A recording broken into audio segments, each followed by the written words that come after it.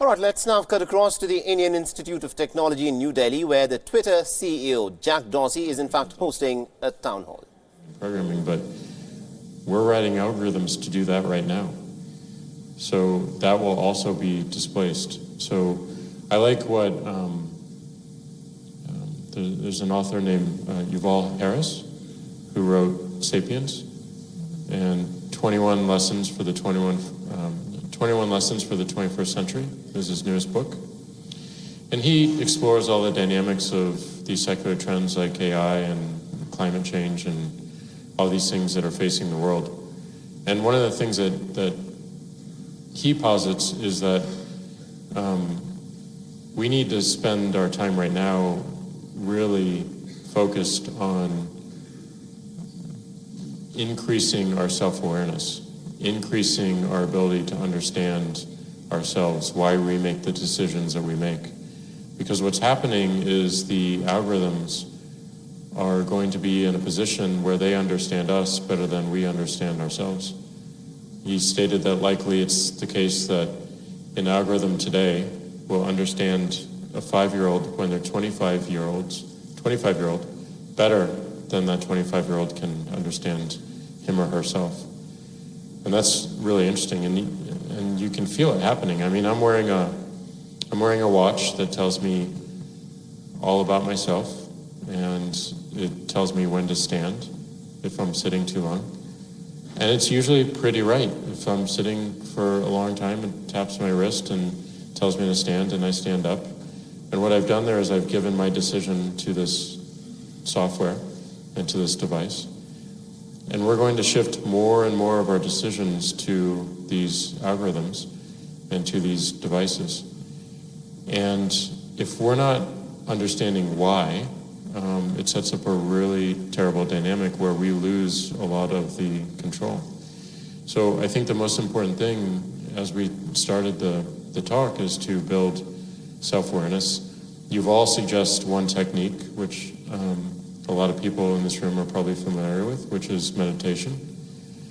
His last chapter, his last lesson of the 21 lessons is around meditation as a way to build self-awareness and to understand oneself in order to understand why we make the decisions we make and when we want to give up control or not give up control. So I think that's important. And I also think it's important that as we who are entrepreneurs and who want to build companies and want to build algorithms and want to build artificial intelligence, that we do so with a sense of the ethical and moral responsibility that comes with it, because these technologies will affect millions of people. And I think it's critical that these technologies be able to explain how they make decisions so they're not black boxes, and that there is fairness in the outcomes. And this is a field of research that some of you might be familiar with, explainability and fairness in ML, that I think is critical for everyone starting a company or working in artificial intelligence today to understand and to invest in and to make sure that we are leading the effort. Because if we don't,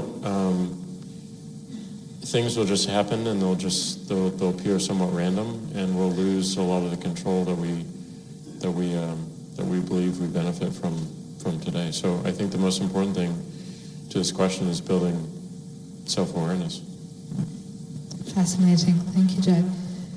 A few questions here from Ishan, but we'll focus on the first one. What's your favorite hashtag, the one that you love the most? No pressure, choosing. I don't know if I have Power of 18. It's facing on cue. Well done, Jack. It's always right ahead of me. One of my favorite aspects of Twitter is trending topics, and I love it because there are so many hashtags, and the hashtag represents discussion. The hashtag represents conversation. It represents debate, and at our best, it's very civic debate. It's very civil debate. At our worst, it's pretty toxic, and we understand this. So I love that one tag like Power of 18 can represent an entire conversation, and I love that anyone can join the conversation simply by tweeting it, and everyone can stop or leave the conversation simply by not tweeting about it. I think that's very fluid and very, very powerful.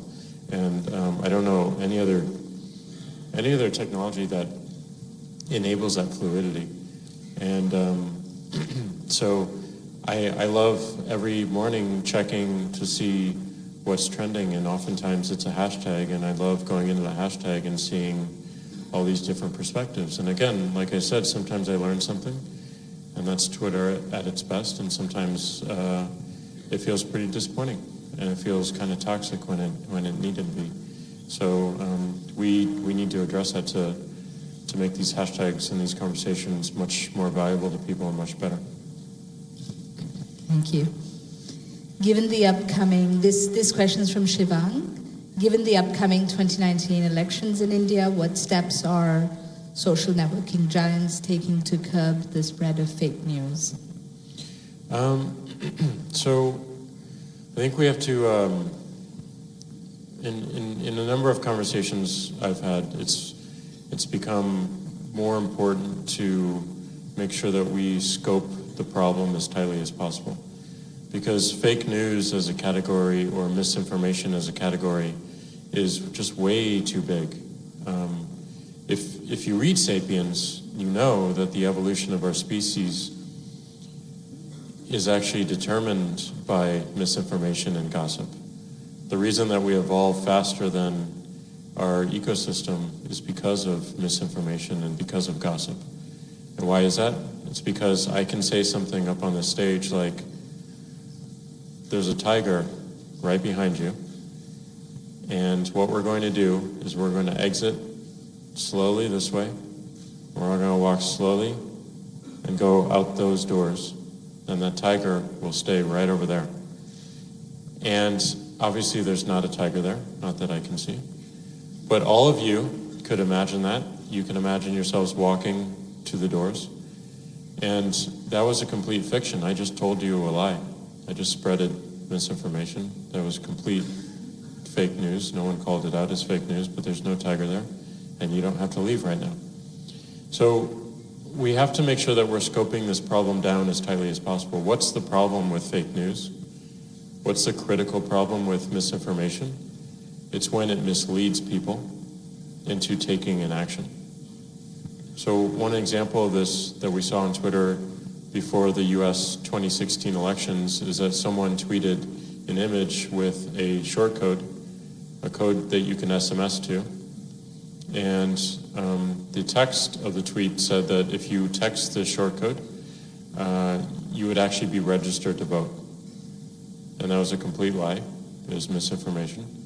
And it was misleading people to an action to make them think that they registered to vote so they could participate in the 2016 presidential election in the United States. If they did that, they actually would not have been registered. That is dangerous. So our job is to make sure that we're identifying not misinformation, because misinformation also comes in the form of jokes. A joke is misinformation. It's not that it's misinformation, it's the context of the information. It's the intent behind the information. And if it is intending to mislead, we need to understand and pick out the misinformation. And then our job is to make sure it doesn't spread. And our job is to make sure that it doesn't gain in impressions beyond its earned reach. So in that voter suppression tweet that I just gave you an example of, the number of tweets calling it out as fake was 10x the number of tweets, the number of impressions that the original tweet got. So the network actually saw it as fake, called it out as fake, and those tweets had more impressions than the original tweet itself. And that's really powerful. We can't rely upon that. So we need to make sure that we're identifying not misinformation, but misleading information, and that we're doing our job to not spread that content beyond its reach, and certainly not to anyone who hasn't explicitly asked for it. So this is a multivariable problem. There's not going to be one fix. It's going to be something like security, in that no one can build a perfect lock that no one else can break into. Someone else is always going to find a way to break any lock that any human designs. Maybe an AI can build a lock that we can't determine how to break into. But the important thing about security is not building for perfection, it's building to stay 10 steps ahead of everyone else, to constantly change the lock or constantly change the code so that you're always 10 steps ahead of any attacker. And we'll have to have the same approach with misleading information. We'll have to stay 10 steps ahead. We're not going to build a perfect solution. It's not possible to do. There'll be a lot of technologies to help us, but it won't be possible to get to perfection. Thank you.